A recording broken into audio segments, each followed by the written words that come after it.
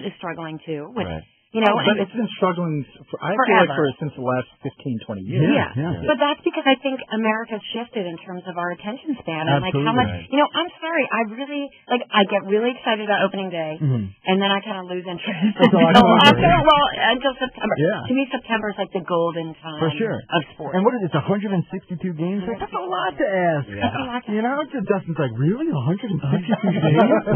He's like lost interest. He's like staring at his face. Onion bagel? That thing is delicious. Well, let's talk a little bit about the future. What do you think about sort of, you know, sports and young women now? Right. Well, I think the interesting thing about sports, period, and why I think it's an interesting moment for all of us is that it's truly the only reality television. It's the only thing that, as a culture, we gather and experience together anymore. You can't download it first. You can't get a bootleg copy. So I think that'll never go away, and I kind of find that shared experience kind of fascinating. But in terms of women, I just think that there's so many of us out here, and not all of us are athletes. You know, you said that your fiance is an athlete. I go to the gym. I do my whatever treadmill, but I'm not like I play tennis. But by the way, none of us are athletes here. Right? That's right, cycling. I play hockey every weekend, and when maybe you don't exercise. You don't speak for the rest of us. None of us. I exercise my fingers in after effects. Sherman Clump over here doesn't exercise. Put that on us. No, but I mean, I think in the past, why another reason they've missed the mark with women is, you know, there have been websites and magazines out for women, but they try to say, okay, here's a story on a new yoga mat. Here's a story on Tom Brady because he's so sports, cute. He's so cute. Here's a story on Mia Hamm. I don't follow women's sports, that's another interesting topic that we covered in the book. That's difficult to talk about. I mean, I consider myself a feminist. I want to be behind women's causes, but I'm not tuning into the WNBA. It's just, it's not good. Yeah, you know it's not good. And but it's good to talk about it. Like, let's talk about what, and a lot of people say, oh, I never see it on TV. Well, they're not putting it on TV because no one's watching, or there's no one watching because they're not putting it on TV. So it's kind of like, maybe as a culture we need, when you start thinking that Title IX, the legislation that mandated that high school teams have men and women. I mean, that only came around in 1972. So, I mean, that's insane, we've not really grown up with having women's sports leagues be a part of our culture. So, I mean. For sure. It's interesting you bring that up. It's, you're right. The sports centers and all that, they're not really directed at everyone. No. You know what I'm saying? And there's something to be said for, you're right, like, whenever something like a Cosmo will talk about, they're not talking about the game. They're talking about his shopping habits and stuff like that. There is no one addresses the fact that there very well could be plenty of females enjoying the game. Totally. And if my website is gogameface.com, and even our top stories. So we've got, I have this series called Love and Loathe, and I went to a Knicks game and I talked about all the things I loved and loathed about the Garden and whatever. And then we've got, we did cover Tom Brady and Giselle getting married, but it was kind of like. Here's what I find fascinating about Tom Brady, just an aside. He is obviously very good looking. He has knocked up one gorgeous supermodel. Now he married another one, and he's still the most boring guy on the planet. How can you do that? Like, I long for the days of, like, Joe Namath and, full fur coat on the sideline. Drunken dudes who are, screwing Raquel Welch. Chris Browning. Chris Browning, no. But I would like a little more juiciness, especially with quarterbacks. The quarterback should be the... For sure, I agree with you. But there's still a lot of controversy in sports. There's a lot of gossip. Of course, it's a thing. But I feel like actually sports, and I've heard this about baseball, is that people have gotten too good at it. Right. You can't let down for a day, go party one night too hard. That's true. Although there is, I don't want to get people, I want people to go to my website, but there's another really cool website called drunkathlete.com. And I actually referred to it because Ben Roethlisberger is the quarterback for the Steelers, letting Justin know. I'm writing this all down. On my bagel. Onion bagel. And he, I did this comparison between Ben and Kurt Warner and how their taste in women and their kind of attitude and swagger was kind of a way to psychoanalyze how they were going to do on the field. Right. And because, Kurt Warner is kind of a churchy guy, and he married this woman who had 2 kids, and one of them was a special needs kid, and they've been married for 25 years. And Ben Roethlisberger is on Drunk Athlete, and but he goes to Miami of Ohio where he went, and he hooks up with co-eds who are not all that cute. And I'm like, then you are mentioned in the same sentence as some of the greatest quarterbacks. You need to be throwing an A-list person.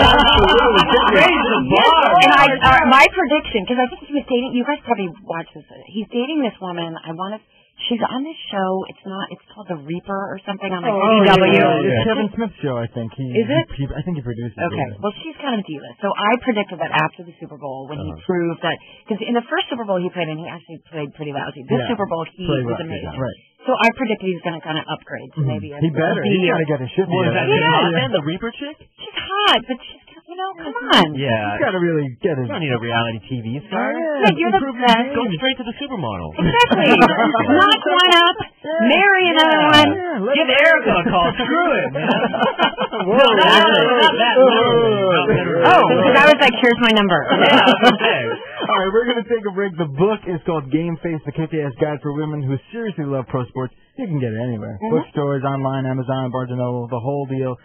GoGameFace.com is the website. We're going to take a break. When we come back, more with Erica Boki and Justin Yu, who does not like sports. Hey, I love sports. I know you do. What the same sports do you like? Well, I guess you don't hate women. Oh! Let's talk about that after the break. We'll be back in a second. Don't go anywhere.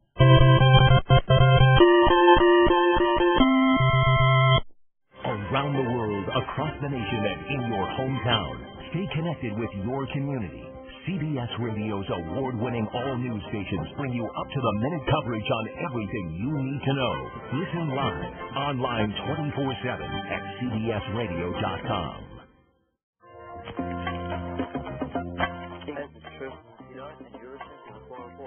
Well, we'll see you next Tuesday for episode 300. That's right. Episode 300. Can you believe we've been on the air for 300 episodes? It's crazy. I'll see you next Tuesday. Yes, you will. That's right. See you next Tuesday. I can't believe it. 300. Not if HR has something to do with it. And you're like, sorry guys, we're pulling you off at $2.99. You just almost made it. Almost made it. Here with Erica Boki. I'm a lot of fun today with you. I don't want to leave. I'm glad that you sort of acclimated to our culture here. We're a little bit worried about that. Guests can sort of instantly mesh. Right. I'm very honored. Well, all you have to do is tell a poop joke.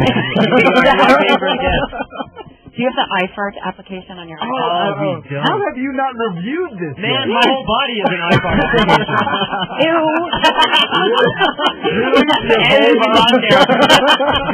The whole body? My whole body. I put my whole body into it. Wow, that's totally gross. Naturally. This is a very small room. Let's not demonstrate. Yes, seriously. Jesus. I'm not. Okay, never mind. I was going to. Not even going there. Let's play some voicemail. Erica, you want to listen to some voicemails? Yeah, let's do it. All right, here we go. Calls from the public. You get from his room, call him 866-404. 404. We're doing a southern theme this week because of South by Southwest. We should have warned you about that. Yeah, that might have scared you a little.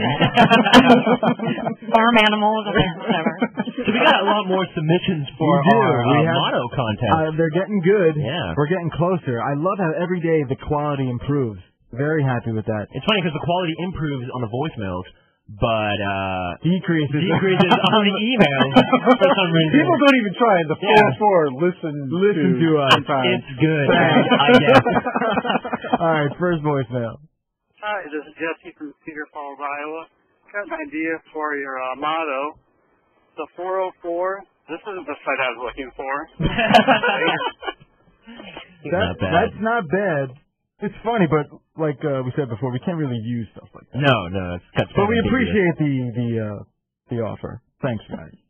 What's up, guys? This is Barney from Dallas, and I got a kick-ass freaking motto for your show. You bet. 404. You have no idea. Is that a kick-ass motto? He's done. I mean, we appreciate your enthusiasm. He's done. You got to bring it. We had an email. This is funny. Someone said, how about the 404 3 men in a podcast? I guess Jeff can be Tom Selleck, Justin and Willis can fight over being Steve Guttenberg and Ted Danson. Steve's on Ted Danson. He did very well for himself. I met Ted Danson last night. You did? I did. Where? I was at this little benefit for this charity called Oceana, and he's the spokesperson for it. I met him and his wife. Really? Yeah. He's still alive?